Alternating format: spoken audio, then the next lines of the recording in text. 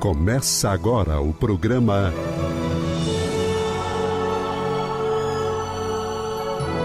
O Livro dos Espíritos em Nossa Vida.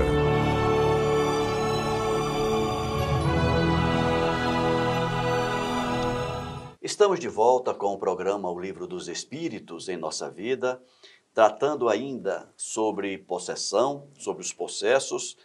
Na semana passada nós encerramos a nossa conversa comentando a questão 477 e nesta semana, hoje, nós vamos para a questão 478 do Livro dos Espíritos.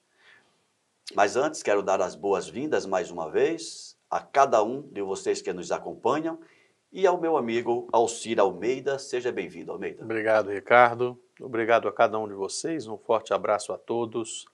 Não esqueçam de dar seu joinha, de fazer seus comentários. São muito importantes para cada um de nós. Vamos continuar na possessão? Vamos. Eu acho que é melhor a gente sair da possessão, né? É bom a gente sair, mas se está dentro dela, a gente tem que aprender como sair. Nós estamos na possessão já há umas 3 semanas. Estamos possessos. Estamos possessos. Bom, brincadeiras à parte, vamos para a questão 478, Almeida. Vamos lá. Há pessoas animadas, olha só que o Kardec vai perguntar. Há pessoas animadas de boas intenções e que não são menos obsedadas. Qual é o melhor meio de se livrar dos espíritos obsessores? Olha só, Kardec está dizendo, tem pessoas que são boas, pessoas bem intencionadas e mesmo assim sofrem com os irmãos obsessores. O que é que tem que fazer então mais? O que é que ela pode fazer mais para não sofrer essas obsessões? Olha, você veja que o tema do livro aqui é possesso, mas essa questão não é de possessão, né? É verdade. Essa questão não é de possessão. Porque o que ela está dizendo em bom português? Cara, eu continuo rezando e só me aparece assombração. Por mais que eu rezo, só me aparece assombração. Parece que quanto mais eu rezo, mais aparece assombração. Eu só posso dizer uma coisa, seja no dito popular, seja nessa pergunta. Continue rezando. Que o mais não seja, você está fazendo bem para quem está chegando. Né? A gente tem que insistir, a gente tem que persistir, a gente tem que usar de tenacidade. Por quê? Vamos ser sinceros, se nós estamos neste mundo de provas e de expiações, se a gente aqui continua, se a gente ainda não foi para um mundo melhor e sabemos que Deus é bom, é sinal que é aqui mesmo que a gente tem que estar. É verdade. Boa bisca a gente não é. Como é que você sempre diz, nós somos a melhor versão de nós mesmos? Hoje nós somos a melhor versão de nós mesmos. Imagina o que a gente foi para trás. Se está aparecendo esses irmãozinhos e essas irmãzinhas, não é à toa, eles não estão batendo na porta errada. A gente tem que persistir, a gente tem que continuar pleno de boas intenções. É verdade. Pleno animado da vontade de fazer o nosso melhor e de aperfeiçoar essa melhor versão que hoje somos, né? E continua. Vai ter uma hora que esses irmãozinhos vão ter 2 opções. Eles têm 2 opções se a gente mantiver essa atitude. Ou eles mudam as intenções deles, né? Ou eles vão bater em outra freguesia. É por aí. Ponto. É por aí a coisa. Excelente, Almeida. É uma coisa que nós já falamos em programas anteriores. Sim, isso é cheio de spoiler. Mas é bom, né? A gente vai soltando sementinhas e regando-as. Quem não viu ainda, sugiro que vejam o filme do Divaldo Franco. Apesar do Divaldo Franco, tinha lá um amigo dele do passado, um obsessor, melhor dizendo, né? Dentro da Máscara de Ferro, né? Que obstinado em persegui-lo. E apesar de todo o bem que o Divaldo vinha fazendo, ele continuava perseguindo. E a pergunta fica, por que isso? É porque nós já tentamos ser, entre aspas, bonzinhos, outras vezes, e voltamos às mesmas práticas. Isso quer dizer o quê? Que aqueles irmãos desencarnados que nos acompanham séculos a fio, eles não estão convencidos ainda de que nós mudamos ou que queremos mudar. Por isso a persistência dos chamados obsessores. Por isso que a espiritualidade amiga permite isso, para que nós provemos primeiro para nós e para esses irmãos que nós realmente mudamos. No caso do Divaldo Franco, a gota d'água, ou seja, o ponto final da história, se deu quando o Divaldo Franco recebeu uma criança, acolheu uma criança na Mansão do Caminho, e essa criança havia sido a mãe do seu obsessor em encarnações anteriores, ou encarnação anterior. Então, esse bem praticado pelo Divaldo foi o ponto final na perseguição daquele irmão chamado obsessor. Então, isso que o Almeida falou, se você é daqueles que diz, quanto mais rezo, mais me aparece assombração, continue rezando. Das duas, uma, ou essa assombração vai desistir e vai embora, ou ela vai se convencer e voltar a ser um amigo nosso.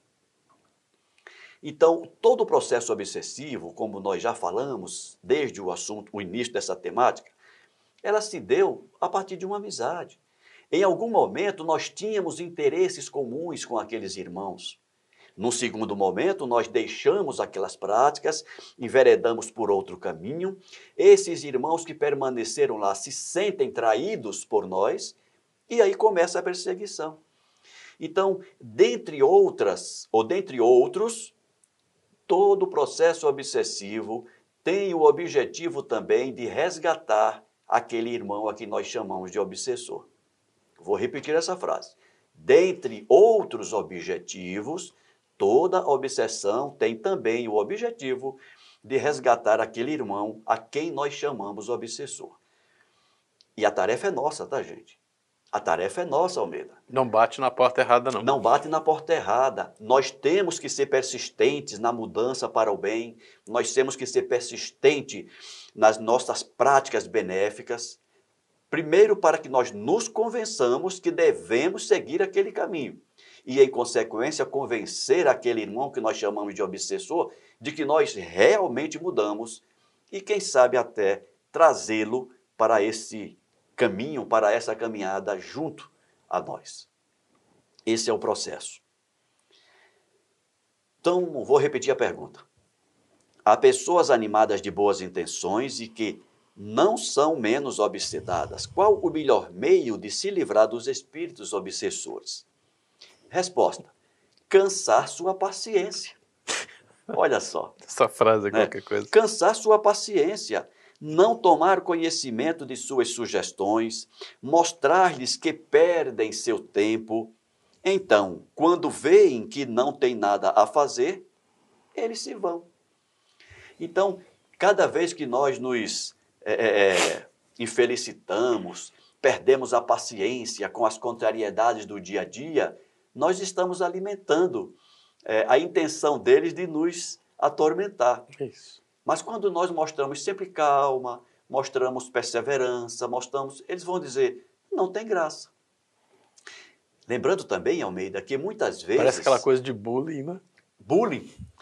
Lembrando também, Almeida, que quando a gente fala em obsessão, em obsessor, nós imaginamos logo um espírito mau, querendo nos prejudicar. Não.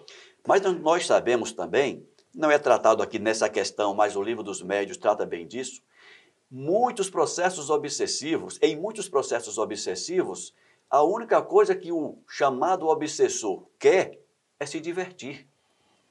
A única coisa que ele quer é nos perturbar. Aquilo que nós chamamos de espíritos zombeteiros. Eles estão ali para zombar. Ele só quer ver você pirado. Ele só quer ver você pirado, pilhado, né? Desequilibrado. Eles se divertem com isso. Então, esse tipo de obsessão, principalmente, não dá importância para isso.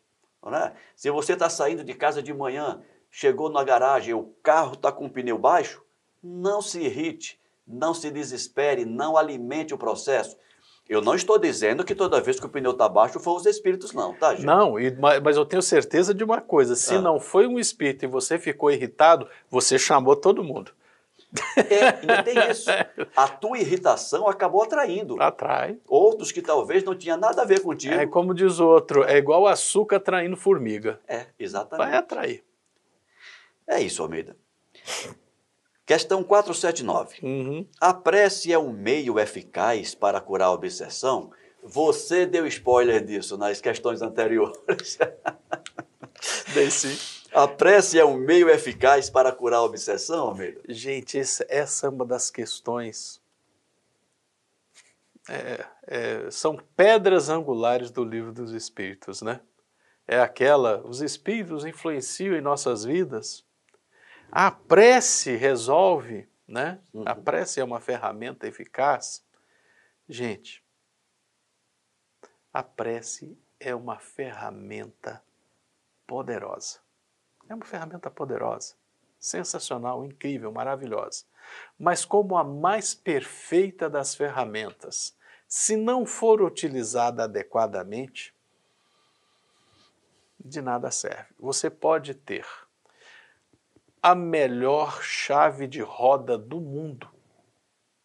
Mas se você pega a chave de roda e tenta apertar um parafuso de fenda, não resolve. Né? O que eu quero dizer com isso? Não adianta a gente rezar. Ai, meu Jesus Cristo, ai, minha Nossa Senhora, ai, meu santinho, ai, minha santinha. Se você não transforma o seu interior,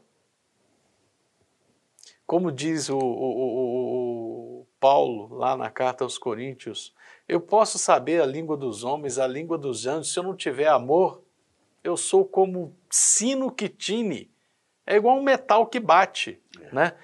São apenas sons. São sons, é uma ladainha, dom, dom, dom, dom. Se aquilo ali não significa, se a oração não significa, eu mudar a minha vibração interior, mudar a maneira como eu sou, mudar o meu ser, e nós todos somos capazes de nos transformar, não tenhamos dúvida quanto a isso, a prece não vai significar nada. Vai ter tanto valor quanto um amuleto, quanto um talismã para afastar o mal. Eu estava lembrando exatamente disso, Almeida. Da questão da semana passada. Da questão da semana passada, né? A reza, muitas vezes, ou melhor, as orações, as preces, muitas vezes, elas são feitas como amuletos, né? Eu vou fazer aqui um Pai Nosso, vou fazer uma Ave Maria e pronto. Isso aí vai resolver. Não, né? Por sinal, ou por falar disso, prece, oração, uma oração, né? A etimologia da palavra, a origem, o radical da palavra já nos diz, vem de orar. Orar é o quê? É conversar. É você desempenhar uma oralidade, uma conversa. No caso da prece, da oração, é uma conversa com Deus, é uma conversa com Jesus, é uma conversa com a espiritualidade. Então você não precisa necessariamente usar as orações decoradas. Conversa com Deus, conversa com Ele, né? Deixa que Ele sinta o seu sentimento diante daquela necessidade, ou diante daquela alegria, se for uma prece de agradecimento, né? Não transformemos tudo isso apenas em palavras decoradas que a boca põe para fora. E aí você lembrou muito bem o Paulo de Tarso. Serei um sino que tine e não resolve nada. Não resolve nada. Resposta. A prece é um meio eficaz para curar a obsessão? A prece é um poderoso socorro em tudo, mas, crede bem, não basta murmurar algumas palavras para obter o que deseja. Deus assiste àqueles que agem e não àqueles que se limitam a pedir, né? Não basta pedir, tem que fazer alguma coisa. É necessário, pois, que o obsidiado faça, a seu turno, aquilo que é necessário para destruir em si mesmo a causa que atrai os maus espíritos. É de uma sabedoria essa resposta. Falou, se você pede para afastar os obsessores, mas continua fazendo a mesma coisa, eles voltam. E o mais interessante, Almeida, muitas vezes não é o mesmo obsessor que volta. Isso eu vejo muito acontecer em pessoas que fazem tratamento espiritual na casa espírita. Eu estou com uma obsessão. Ok, vamos abrir esse gambito. Eu vou na casa espírita e faço um tratamento espiritual, melhoro, fico bem, maravilha. Daqui a 6 meses, 1 ano, volta tudo de novo. O Evangelho do Cristo já falei semana passada, já dei spoiler. Não vou nem repetir. Muitas vezes, o que é que acontece? Não é o mesmo obsessor. Durante o tratamento espiritual, o obsessor, o primeiro, ele é convencido, encaminhado, orientado, convencido e segue o seu caminho. Aí você chama outro. Mas aí a manutenção do teu comportamento chama outros. Aí você diz assim, quer dizer, você não, essas pessoas. Uhum. Caramba, eu fiz o tratamento, acho que acabou a validade do tratamento, né? Porque o obsessor voltou. Não é o obsessor que voltou, são novas companhias que o teu comportamento está atraindo. Né? Tem aquela frasezinha que não vou lembrar exatamente como é que diz.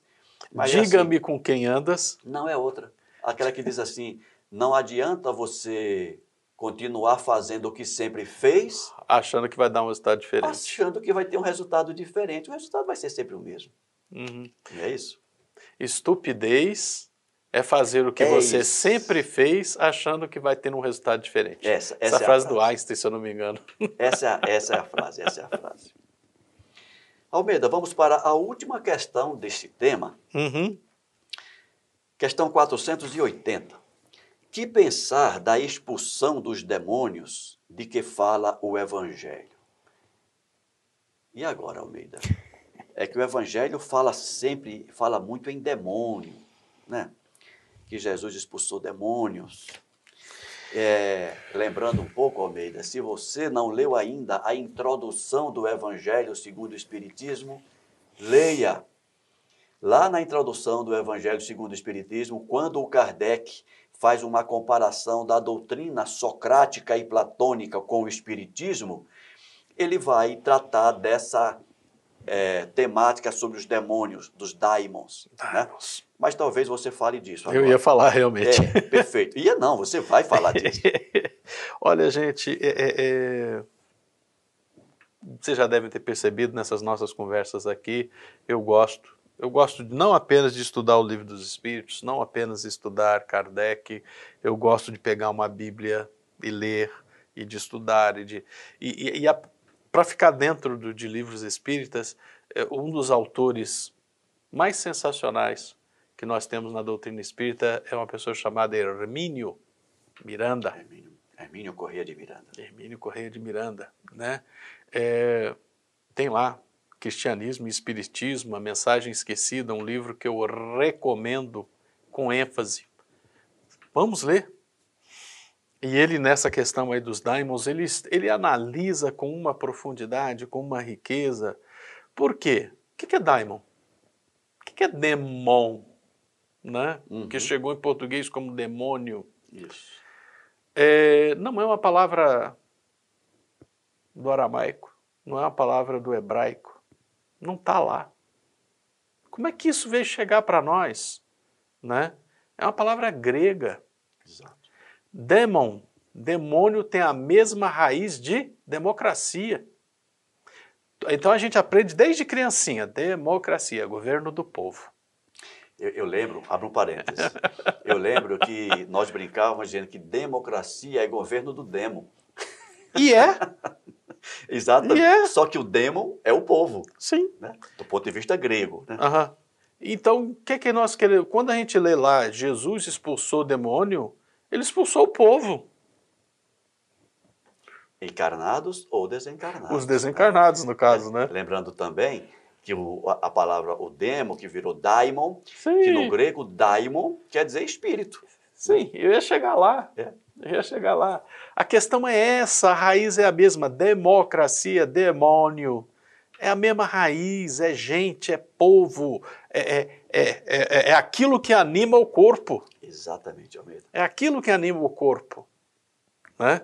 Agora, se nós estamos aqui, tem o espírito do Alcir, tem o espírito do Ricardo.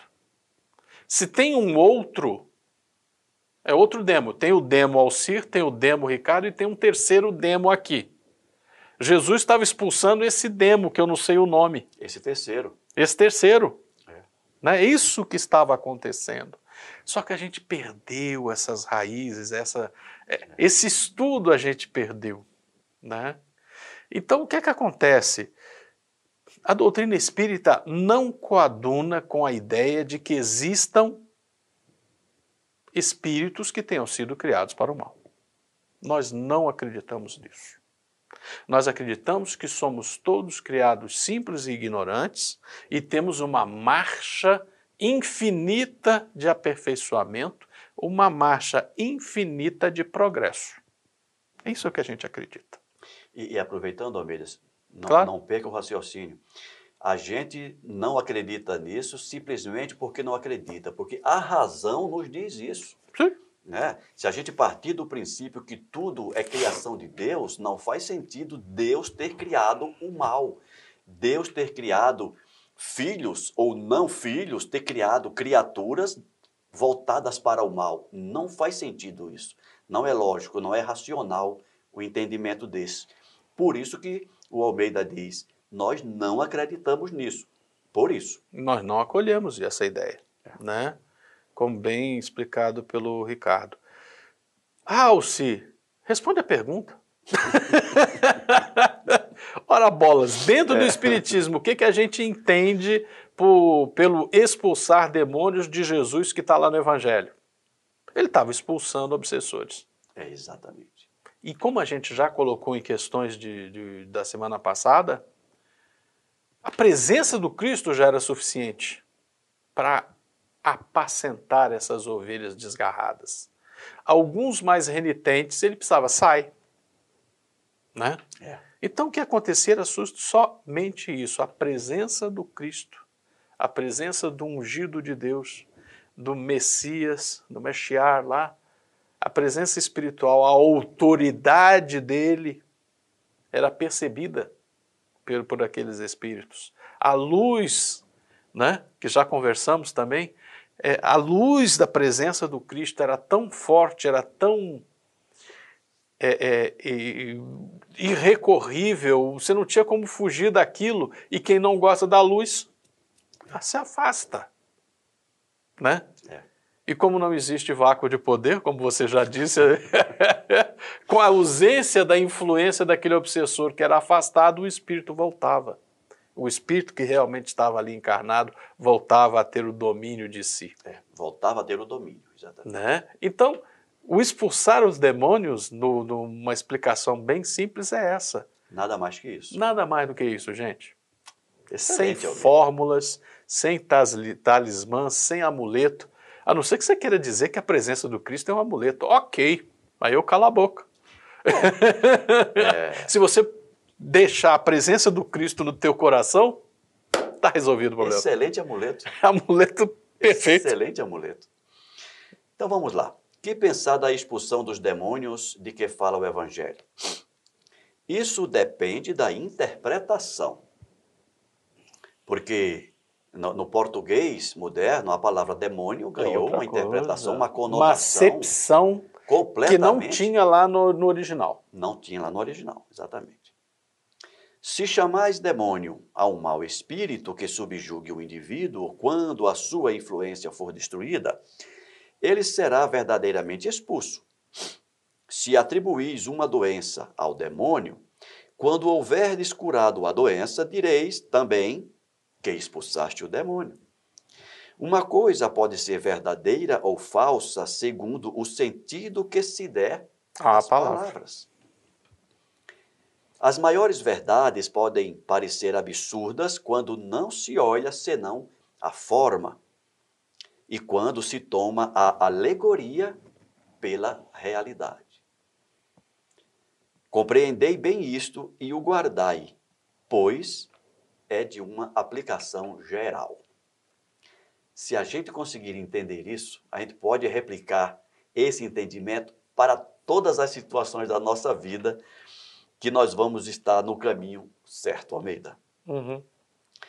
Sejamos com Cristo, vivamos em Cristo, vibremos em Cristo, aprendamos em Cristo. É por aí, Almeida. E assim, Almeida, nós encerramos o tema sobre possessão, sobre os possessos.